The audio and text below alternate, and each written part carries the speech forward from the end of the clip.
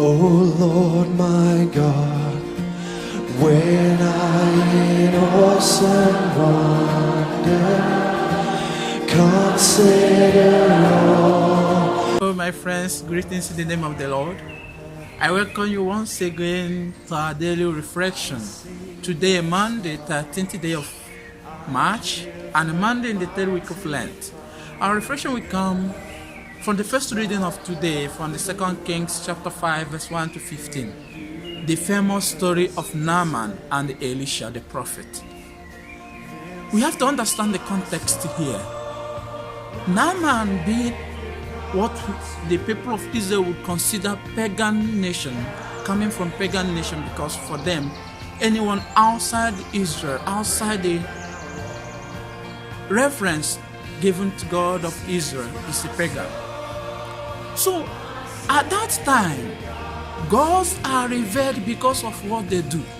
So, a mighty God does mighty things and in mighty ways. And then the people of Israel were showing their God to be the mightiest of all the gods in the land or in the neighborhood.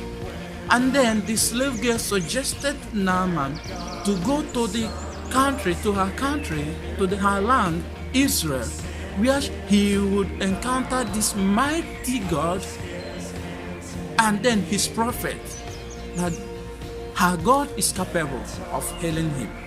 And Naaman went.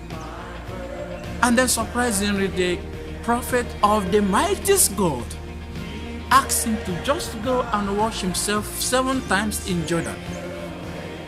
7 times, just that?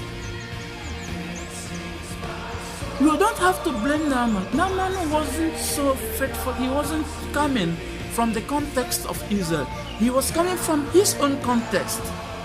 Arameans, just like every other nation, their God or their gods show their might by the way they act.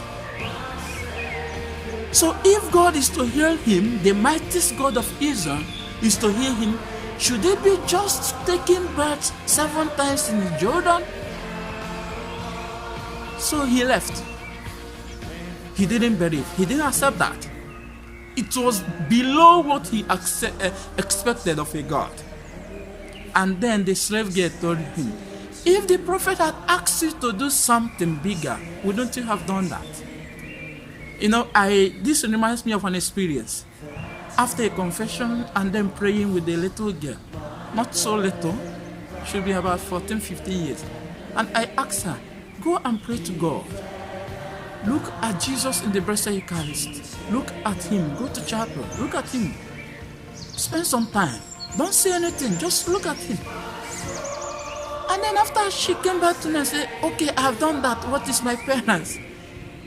Because for her, she expected something. I should ask her to go and climb mountains. That is not how our God works. Our God desires our heart, our belief, our faith. That is what he needs. Our God doesn't depend on the magnitude of our actions. It doesn't depend on how big what we do is. He depends on the heart. The works may be big, but the faith a little. But a small work, a small action, but filled with this great faith. That is where God acts. So Naaman went back in faith. Now, the little girl has given her hope and had made him to have this faith in what the prophet told him. Have faith in what you are being told. Don't look for extravagance. Don't multiply things.